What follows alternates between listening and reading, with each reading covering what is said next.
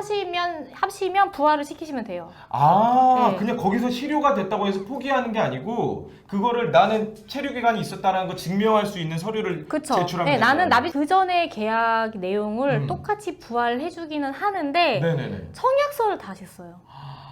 아, 그 청약서를 다시 써야 되는 예, 거죠. 그러면 그 전에 약정했던 보험료와 그 전에 약정했던 보험 내용을 그대로 살려주기는 하나 계약의 효력은 신계약하고 똑같아요. 네. 보험 예약의 보리. 부자 이야기의 보리보리 반갑습니다. 안녕하세요. 아, 잘 지내셨죠? 네. 오늘 또 의상이 또 화사한 파스텔 톤으로. 네. 나 이렇게 신경 쓰고 왔는데 깜짝 놀랐잖아. 아, 점점 더 네. 어려지고 싶은 마음이 크신 것 같아요. 그러니까 그래서 노력하고 왔는데 네. 웅님이 여기가 너무 턱선이 너무 가늘어져가지고. 아, 그래서 다이어트를 좀 하고 있고 구독자가 1000명이 넘는 순간 우리 이수연 손사님의 나이를 공개하도록 하겠습니다. 네. 오늘 또 저희가 우리 시청자분들에게 굉장히 유익한 정보를 또 네. 알려드리려고 굉장히 저희가 공부를 또 많이 하고 왔어요. 네. 그러니까요. 그렇죠. 그래서, 네.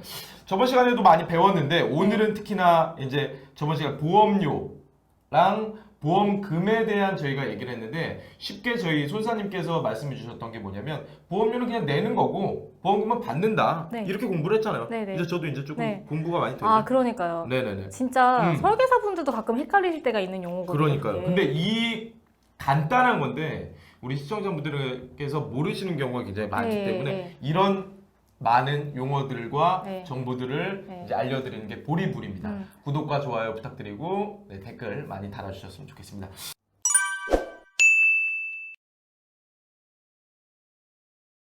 그러면 보험료와 보험금에 대해서 저번 시간에 공부를 했는데 우리가 보험료 납입 기간 뭐 이런 부분들이 있잖아요. 네. 보험을 네. 받는 차이점 네. 뭐 이런 부분들을 좀 아, 네. 그러니까 보험 관련 용어는 굉장히 많이 있어요. 많죠. 많이 있는데, 근데 그거를 막 다 하려고 그러면 너무 많으니까 오늘은 지난 시간에 이제 경제가 어렵지만 보험 계약 유지는 그래도 할 수 있으면 해야 됩니다라는 얘기를 했잖아요. 그렇죠. 그래서 오늘은 계약 유지 관련된 용어에 대해서 오늘 정리를 해드려 보려고 해요. 맞습니다. 계약 유지 사실상 우리가 계약은 해놓고 어느 정도 유지 또 이제 많이 궁금해하기도 네. 하고 네. 또 이제 실효적인 부분도 있고 막 네. 이런 여러 가지 있는데 유지 계약하고 이제 경제적인 부담 때문에 해약하는 경우가 있잖아요. 네. 그거에 대해서 조금 이제 궁금해하시는 분들이 많을 것 같아요. 네. 근데 이제 해약하게 되면 이제 실효는 어떤 때 이제 받는 거고. 네. 그리고 다시 중간 정리를 해드리면 네네. 지금 보시는 분들이 유지는 뭐고 실효는 뭐야 이렇게 생각하실 수 있어요. 그렇죠. 예, 그러면 그거부터 우선 정리를 할게요. 네, 맞습니다. 유지라는 거는 뭐냐면은 우리가 보험 청약서를 써요. 네네네. 그러면 1회 보험료를 납입을 하죠. 그렇죠. 그럼 그때부터 보험의 기간이 시작이 돼요. 아, 그래서 보험의 기간이 계속 보험료를 매달 납입을 하잖아요. 네. 그 납입을 하는 동안은 보험 계약의 효력이 계속 살아있죠. 그거를 유지된다고 표현을 해요. 그럼 1회 납부 다음부터 이제 유지라는 그죠? 보험 단어. 계약이 시작이 되는 거죠. 그때부터 스타트가 되는 거죠. 그렇죠. 보험 계약의 효력이. 보험 계약의 효력이 유지되는 거. 그러니까 효력이 살아있는 거를 유지라고 하는 거예요. 아, 예. 그런데 뭐 여러 가지 이유로 인해 가지고 맞아요. 보험 계약이 뭐 효력을 잃어요.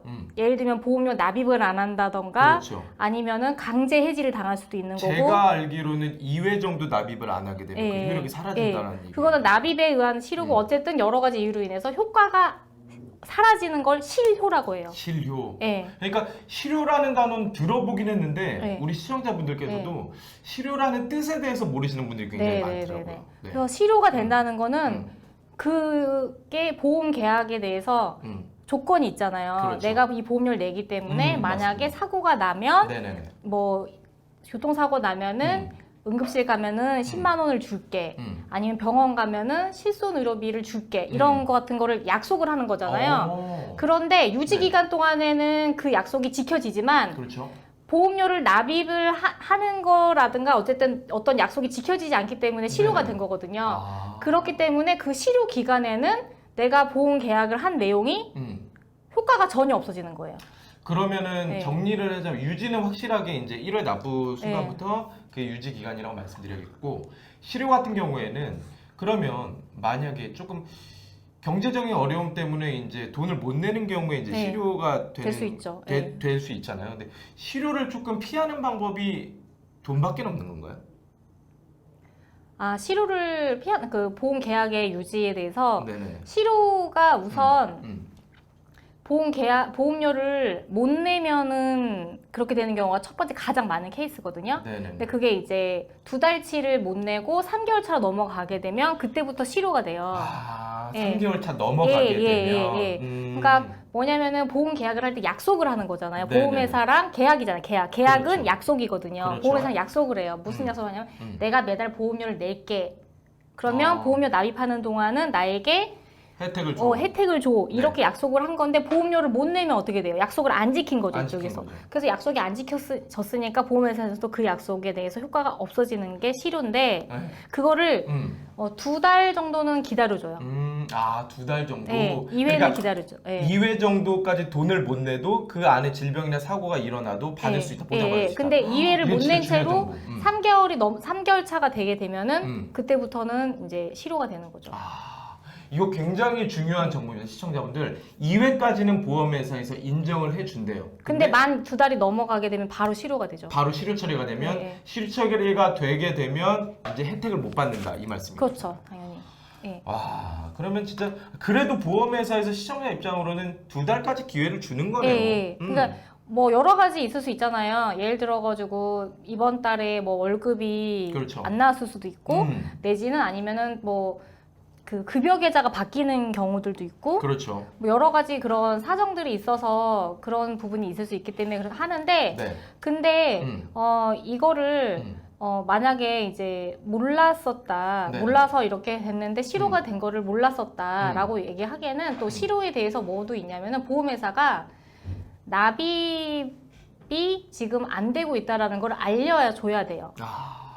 예, 알려줘야 돼요. 그거를 납입 최고라고 해요. 납입 최고. 예, 납입에 대해서 최종적으로 알려줘야 돼요. 예, 그래서 납입 최고. 예, 그래서 보험회사는 납입 최고 의무가 있어요. 납입 최고 의무가. 예. 네네.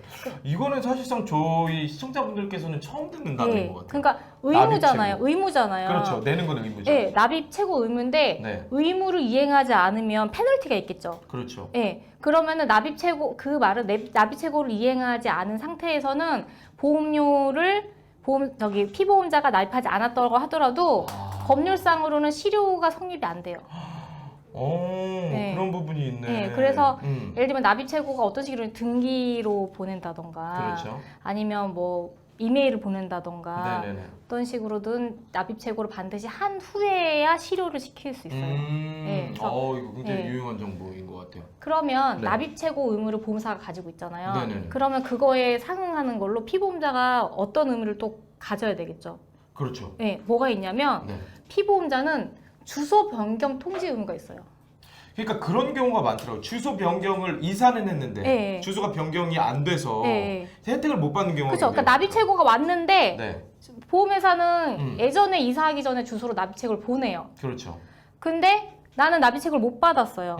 그렇게 되면은 주소 변경 통지 의무를 이행하지 않았기 때문에 보험회사가 납입 최고를 못 한 거잖아요. 그렇죠. 그러면 그거는 보험회사 책임이 아니에요.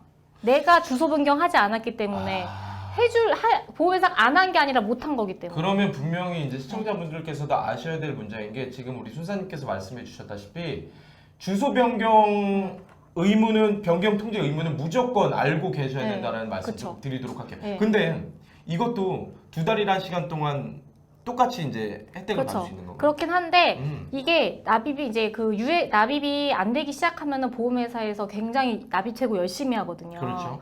근데 그 열심히 하는데 보험회사는 이제 이 의무를 이행하지 않으면 본인들이 나중에 실효에 대해서 주장할 수 없기 때문에 굉장히 철저하게 이행을 하려고 해요. 그러면은 궁금한 게 네. 그런 생각을 많이 갖고 계실 것 같아요. 우리 시청자분들께서 보험은 내가 개인적으로 가입한 건데 네. 우리 집 주소랑 무슨 상관이 있냐? 네. 내가 내 이름으로 가입하고 내가 내 이름으로 돈을 내고 있는데 네. 주소 변경 안 했다는 이유만으로 돈을 못 받는다, 혜택을 못 받는다. 이거 좀 궁금할 것 같아요. 그거는 네. 다른 금융상품하고 다르게 네네네. 계속해서 아까 말한 것처럼 유지라는 기간 동안 계속 그렇죠. 납입도 계속 성실하게 해야 되고 네. 그럼 그거에 대한 약속이 있는데 이 납입에 대해서 납입 최고 의무가 있는데 납입 최고 의무를 이행하기 위한 필수 정보란 말이에요. 그래서 주소를 알려주지 않았기 때문에 개인 정보를 알려주지 않았기 때문에 그 부분 때문에 보험회사가 납입 최고 통지 의무를 이행할 수 없었기 때문에 그렇죠. 결국은 못한 거니까 그거는 보험회사 책임이 아닌 게 되는 거죠. 아, 그러면 저희가 항상 뭐 개인정보 동의할 때 체크를 하듯이 네. 보험 계약할 때 체크를 네. 하는 거니까. 그렇죠. 그리고 그 개인 정보는 나만 알려줄 수 있는 거고 설계사를 통할 수도 없고 그렇죠. 어쨌든 개인 정보니까 그 납입 최고 의무가 있으면 주소 변경 통지 의무도 있다는 사실을 반드시 아셔야 되는데 네네. 그냥 네가 나에 대해서 그렇게까지 다 상세하게 알 필요는 없잖아 라는 생각으로 안 알려주시면 이게 맞습니다. 나중에 네.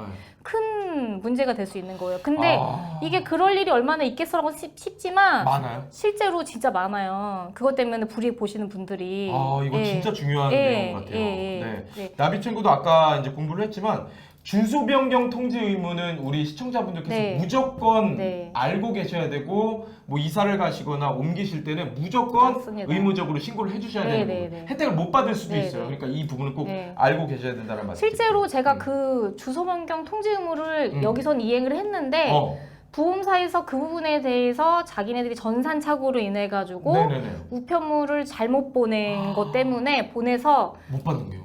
그래서 못 받았다고 그러더라고요. 그래서 보니까 나중에 보니까 이분은 납입 최고 의무를 이행을 했는데도 불구하고 전산 착오였기 때문에 네네네. 다시 제가 그걸 입증을 해서 돈을 다 받았던 케이스가 있어요. 그러니까 지금 손사님이 존재하는 이유는 이거예요. 저희 보리보리 방송에서 정말 우리 고객님들께서 혜택을 못 받는 경우를 방지하는 거. 그래서 우리 고객님들께서 보험은 누구나 다 가입이 되어 있는데 어떤 게 혜택을 받을 수 있고 어떤 게 못 받다. 그리고 이건 꼭 필요하다라는 거. 근데 오늘은 진짜 이 화에서는 주소 변경 주소 변경 통지 의무는 무조건 알고 계셔야 됩니다. 그러니까 그거를 또 그렇게 좀 부탁드릴게요. 그렇죠. 그걸 이행을 하셨어야 제가 또 그걸 또 도와드릴 수 있는 거잖아요. 그렇죠. 근데 네. 이렇게 과정을 보면 이행을 하시지 않은 경우에는 제가 그거는 본인이 의무를 이행하지 않은 거니까. 그렇죠, 맞습니다. 근데 그거에 대해서 아시는 분들이 없으셔가지고 되게 중요한 건데. 거의 많이 없는 것 맞아요, 같아요. 맞아요. 그러니까 네. 보험회사가 보험금 줘야 되는 것만 알고 그렇죠. 예, 그런 경우가 있고 그 다음에 되게 재밌는 얘기를 또 해드리자면 네네네. 내가 납입 최고 주소 변경하는 것도 아니고 내가 이사는 안 했는데 한 3개월간 여행을 갔어요. 그런 경우가 있어요. 네, 3개월간 여행을 갔어요. 여행을 갔는데 음. 그 사이에 내가 이제 쉬는 기간이니까 그 통장을 깜빡하고 이렇게 돈을 채워놓는 걸 깜빡하고 자동이체 안 시켜놨구나. 그렇죠. 자동이체가 있는데 그 통장에 돈이 없는 경우들이 있죠. 그렇죠. 예, 맞아요. 예. 이제 그 다른 것도 막 빠져나가고 하다 맞아요. 보니까 네네. 미처 자기가 생각하지도 못한 거 빠져나가서 네네. 잔고가 없다 보니까 실효가 돼버려. 지금 납입 최고가 온 거죠. 네네. 왔는데 근데 납입 최고를 보험회사에서 했죠. 그렇죠. 근데 나는 납입 최고를 받을 수가 없었죠. 왜? 난 그 당시에 해외에 나가 있었기 때문에. 이거 그러면 진짜, 와. 그러면 그때는 어떻게 하시면 되냐면 네. 내가 그때 음.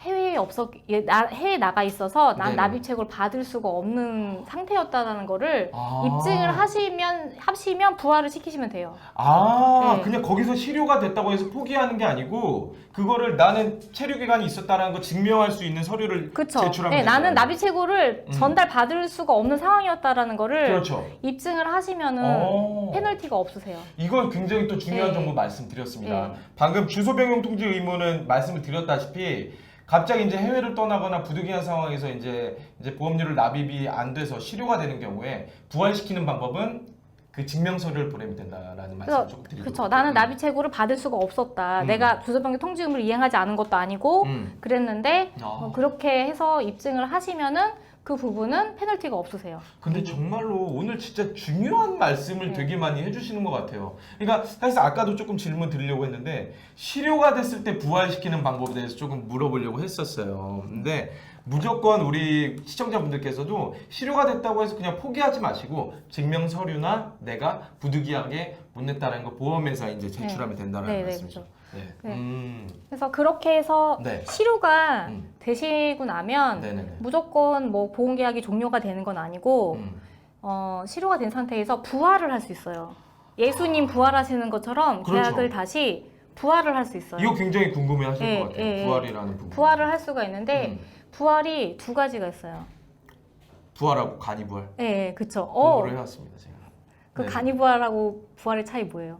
그건 좀 말씀을 그렇죠. 해주시면. 간이부활은 말 그대로 훨씬 더 간소하겠죠. 네네. 네, 더 간단한 건데 음. 간이부활은 음. 그 3개월 차가 되면 시료가 된다고 했잖아요. 그렇죠. 그 3개월을 넘기기 전에 그때 그 3개월 차 이내에 부활을 하면 되거든요. 그러면 그때는 간이부활하고 일반 부활의 가장 큰 차이는 뭐냐면요. 간이부활은 보험료 3개월치만 내면 돼요.